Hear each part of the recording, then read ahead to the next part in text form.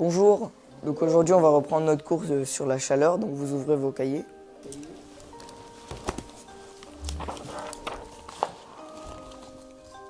Monsieur, ça fait chaud, on pourrait ouvrir les fenêtres, non? Si on peut, mais je pense pas que ça va arranger les choses. Mais monsieur, pourquoi on n'a pas de clim? Ça coûte trop cher et puis ça consomme beaucoup d'énergie. On pourrait trouver une solution sinon. Oui, on pourrait réfléchir. Mais vous connaissez pas les copérons? Avec les copérons, on perd pas un rond. Ah ouais? Ouais, regardez.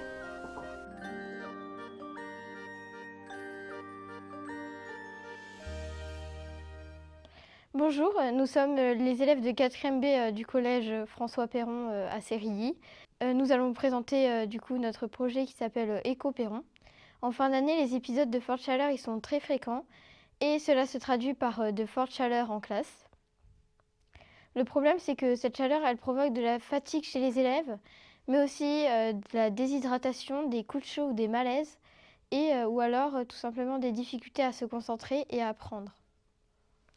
Il existe des stratégies efficaces pour refroidir l'air en classe, comme les climatiseurs et ventilateurs qui sont pas mal efficaces, mais qui ont un coût assez élevé en consommation et en prix. Nous avons donc cherché une solution alternative, à la fois efficace, abordable et peu énergivore.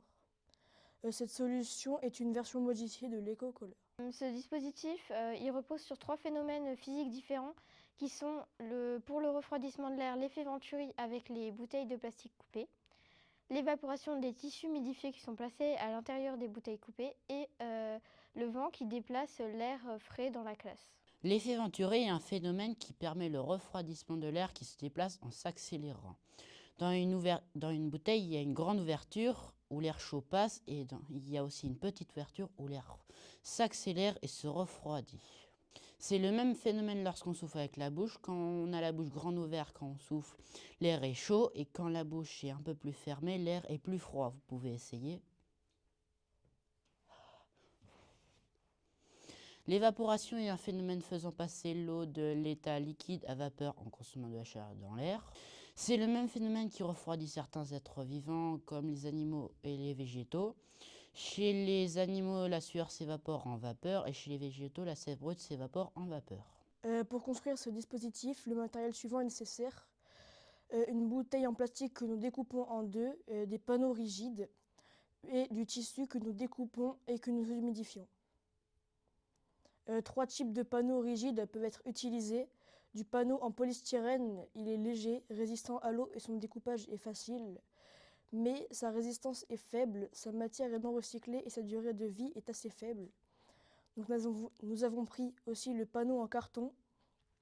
C'est un matériau recyclé, son faible prix et son découpage facile sont des avantages, mais il est sensible à l'eau, sa dégradation est rapide et sa déformation est possible.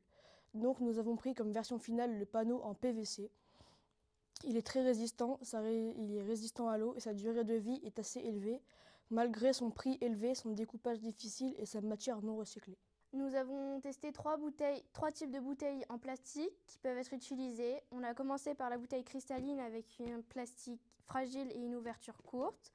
Puis on a testé la bouteille Evian avec du plastique plus dur et une ouverture toujours courte. Donc on a voulu tester la bouteille Kezak, qui est la plus solide et avec une ouverture plus longue. C'est la version finale de nos bouteilles. Le dispositif s'inscrit dans une démarche durable en valorisant des déchets et en utilisant des matériaux recyclables. La question de l'eau se pose également. Sans tissu, il y a moins d'efficacité, qu'avec tissu, il y a plus d'efficacité. Et l'eau qui sera sur les tissus, elle sera récoltée dans des bacs à fleurs. Des mesures sur le prototype ont permis de tester son efficacité. La température sans rien est de 25 degrés. Avec tissu, elle est de 20 degrés et sans tissu, elle est de 21 degrés. L'humidité de l'air est de 50% sans rien, avec tissu de 60% et sans tissu de 55%. Ces données nous permettent de confirmer l'efficacité de ce système. Du coup, pour notre maquette, on a refait en plus petite grandeur notre salle d'SVT, où sur les fenêtres, on a installé des plaques de PVC avec les bouteilles coupées et les morceaux de tissu, avec les bacs de fleurs posé en dessous. Et on a rajouté un écran LCD relié au capteur à l'intérieur de la pièce pour se rendre compte de l'extérieur de la température qui diminue. Là, on va vous présenter l'intérieur du coup. Alors, on peut voir une carte Arduino, le capteur d'humidité et de température. Et après, ça se présente comme une salle de classe normale. Et aussi, on voulait remercier Polyvia, les couvreurs et les menuisiers qui nous ont aidés à la fabrication de cette maquette. Nous allons tester le prototype en vraie grandeur sur une de nos salles de classe.